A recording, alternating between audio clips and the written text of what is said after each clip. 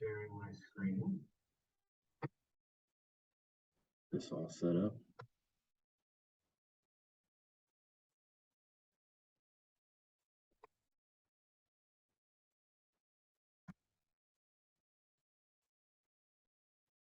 There we go.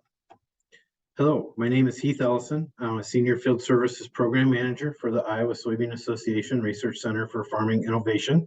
Today, I'm going to talk about our Conservation Agronomist Network and how we're utilizing that network in the Conservation Agronomist role to engage ag retail in conservation delivery. This is one of my primary responsibilities at the Iowa Soybean Association. But here at ISA Research Center for Farming Innovation, we also manage a group called Agriculture's Clean Water Alliance. ACWA is a group of ag retailers in Iowa who are working together to be engaged on water quality issues. And we've been working with this group for nearly 22 years.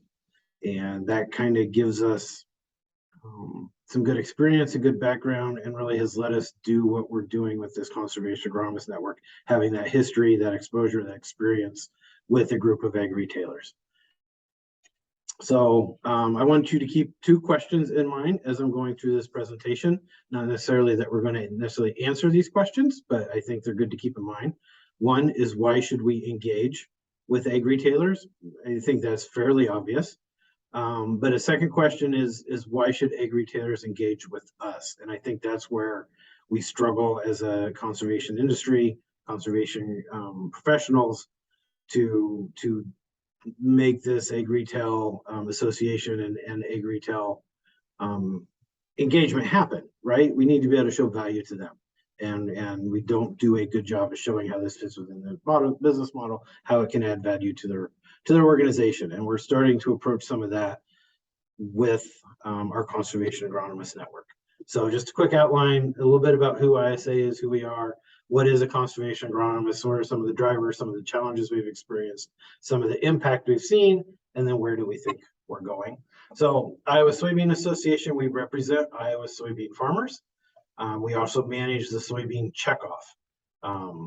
So we're really focused on helping our farmers be sustainable, being a trusted partner with those farmers, and ensuring that they're competitive with other farmers nationally and internationally.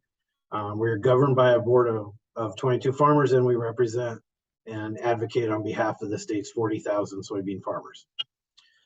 The Research Center for Farming Innovation, which is a department that I'm part of, really is about helping farmers be more profitable, more resilient, more sustainable. We try to engage farmers with innovative research tools and technical support. We have a lot of collaborations. There's a lot of different areas that we touch farmers with on engaging in research and but also conservation. So what is a conservation agronomist? This is an agronomist that's dedicated to supporting conservation adoption.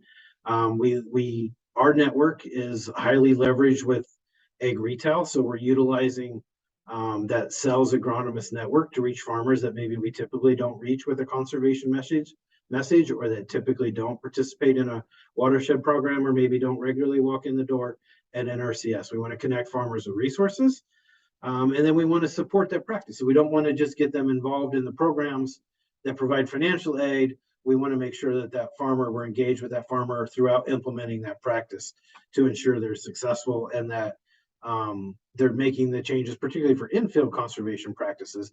They're making the changes agronomically that they need to maximize the value of the conservation, and vice versa.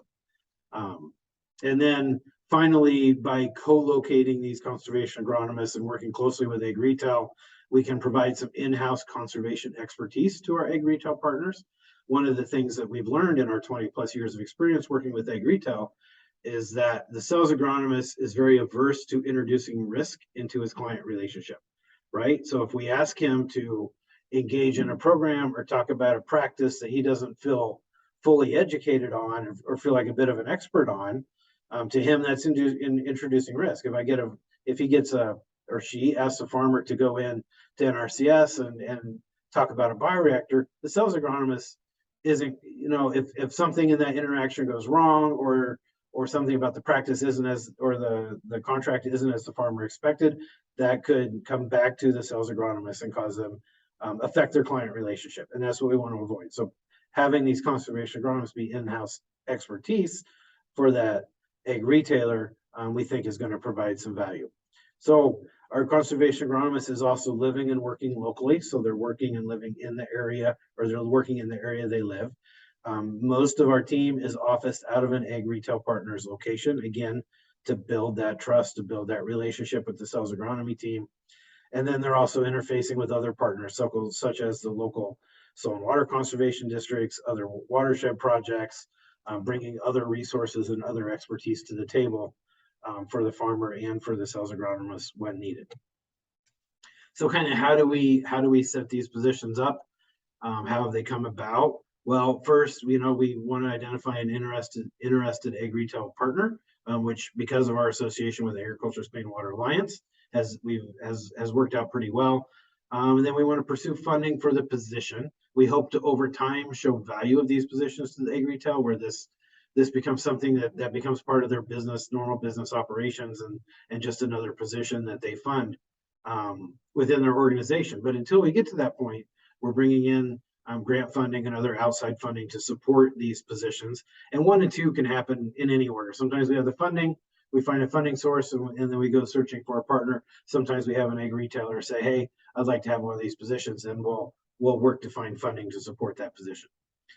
We do enter into what we call an employee support agreement when we have a conservation agronomist co-located at in a retail location. We utilize this agreement to really lay out the expectations. So what is the ag retailer going to provide, and what are the expectations of them from an engagement standpoint? What are the expectations of Iowa Soybean? And then, of course, what are the employees' expectations, the conservation agronomist expectations and goals?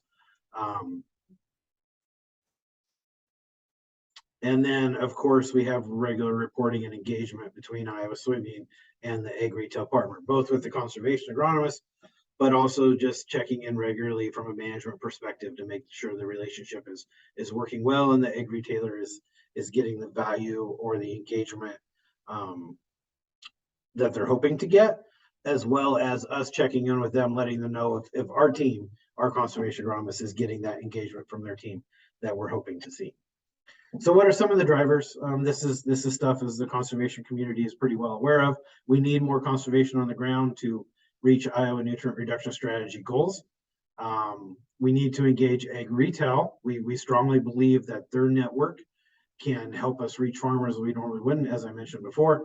We really feel there's a potential for a real amplifying effect here. So if we have a conservation agronomist working across an ag retail system, his message is getting spread by 10, 15, or 20 sales agronomists to farmers. So we really feel like this can have an amplifying effect with reaching farmers, not just with the message and the opportunity, but also in the implementation support. We believe this can add value to ag retail, and we're working on a project where we're trying to articulate what some of the value is. We're 2 years into this effort, so we feel like we're starting to see some of that value, and we can start documenting that. And then we want, again, to be providing that in-house expertise for the sales agronomist, making it easier for them to have a conversation with a farmer about a practice or a program that maybe they're not fully vetted in, but they know they've got someone they can go back to and lean on for that information. And then our conservation agronomists, they need to be bringing resources to the farmer, and there's a tremendous amount of financial assistance in Iowa here now, but also coming in the near future for conservation, and we need more boots on the ground to get that financial support out into the countryside, right? But additionally, we have the Research Center for Farming Innovation here, which works with farmers on researching lots of agronomic topics, conservation topics, edge of field practices. We provide analytical support. We have some decision support tools on our website. So connecting farmers with those resources that we have here at ISA is really important.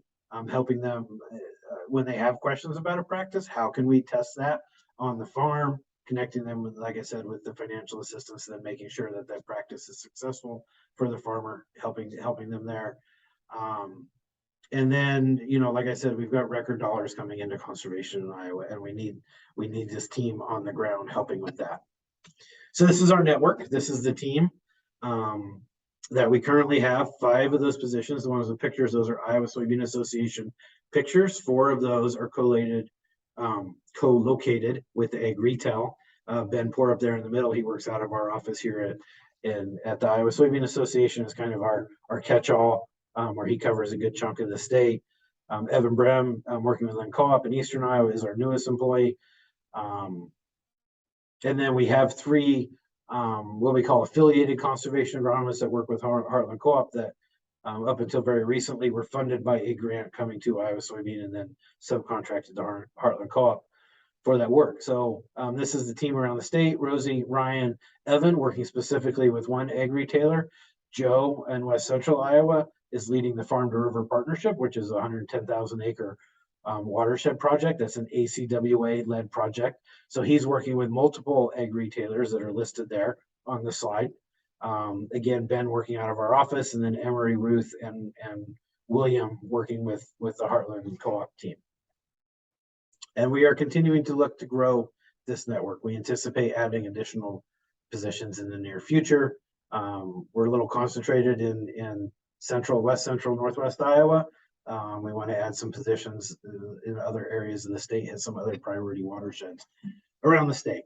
So each position is a little bit of different model in who they're engaging with, how they're engaged with the ag retailer, and how many ag retailers they're working with.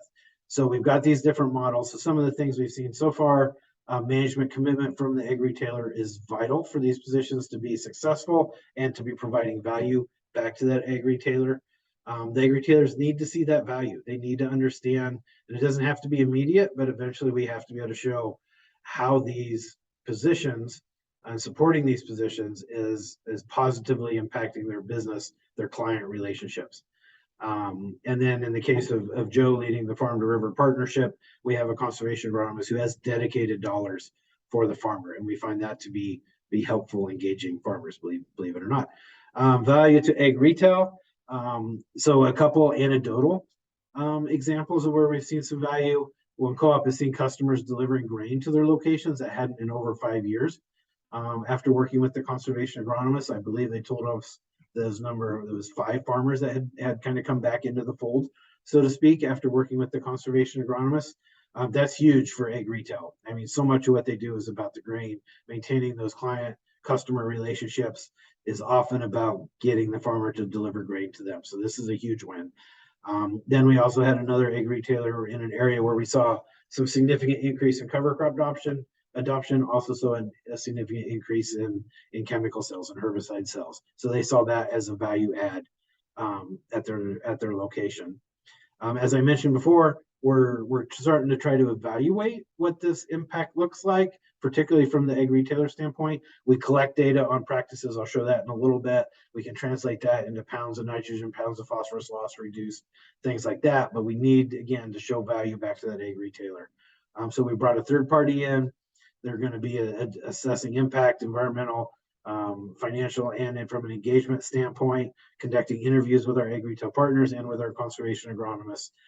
We also hope that they can kind of identify and document the path to success. So again, are evaluating our different models, what's working, what isn't, what do we need to tweak and change and improve, but also what can we replicate elsewhere. And that's what we're hoping to learn from this evaluation project, and hopefully at a future conference I'll be sharing with you. So what is some of the impact? Our positions have grown. We really started this conservation agronomist network. We had watershed coordinators prior to this. 2019 was the first time we brought a watershed coordinator in who had significant ag retail background. So they could, and we really tasked with, hey, let's bring ag retail stronger into this project. 2020, we were able to grow this to 4 positions. We added a couple positions both in 2021 and again in 2022. So our network's up to 8.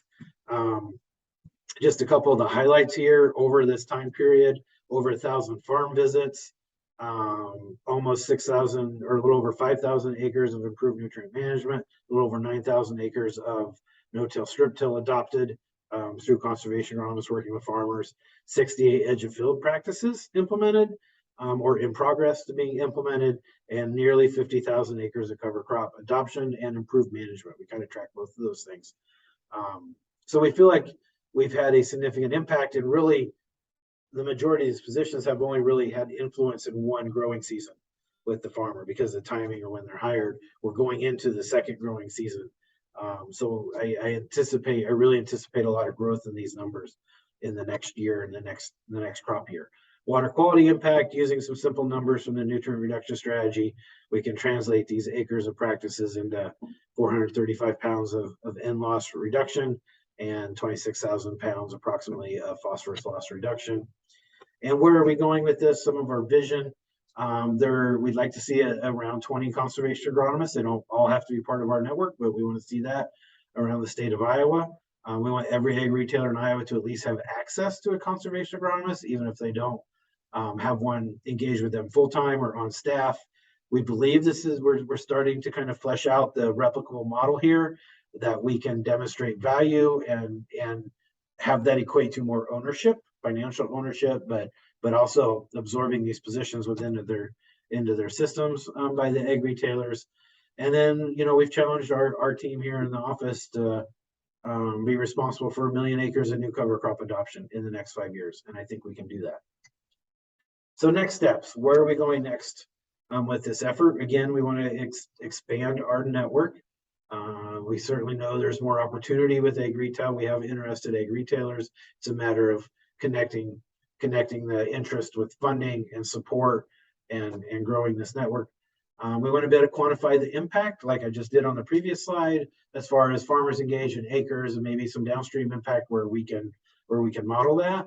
But also, again, it's really important we show the impact to the ag retailer, to their business, to their sales agronomy team, how these positions bring conservation more into the fold at these ag retailers is helpful to them. And we believe that's true. We just need to document it and show it. And then I think we've learned enough. We can start to kind of do the how-to for how ag retailers could onboard these positions and go from maybe an ISA position funded by grants to 3 to 5 years later seeing an in-house position or multiple positions that's contributing to their business. That's what we want to see, and I think we can start to kind of lay that path out with the experience we've had. Thank you very much. Appreciate you checking in.